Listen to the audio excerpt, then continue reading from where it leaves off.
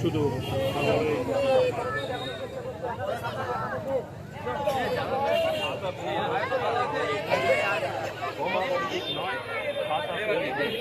এবারে বাচ্চা আছে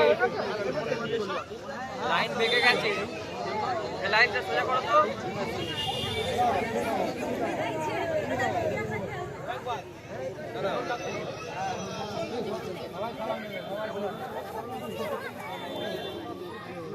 আপনাদের জানিয়ে রাখি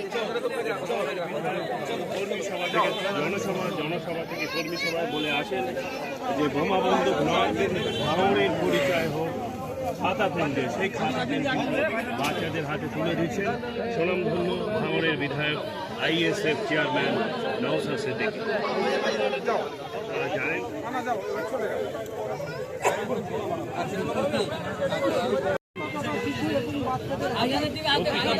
দায়িত্ব নিতে হবে তার শিশুদের শিক্ষার আলিঙ্গনে আনতে, সেই চেষ্টা এবং সেই বার্তায় কিন্তু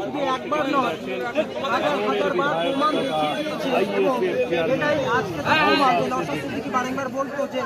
ভাঙড়ের মানুষের হাতে আমরা অন্তত খাতা তুলে দেবো এবং আজকে নওশাদ সিদ্দিকী রীতিমতো ভাঙড় বিধানসভাটি নারায়ণপুর অঞ্চলের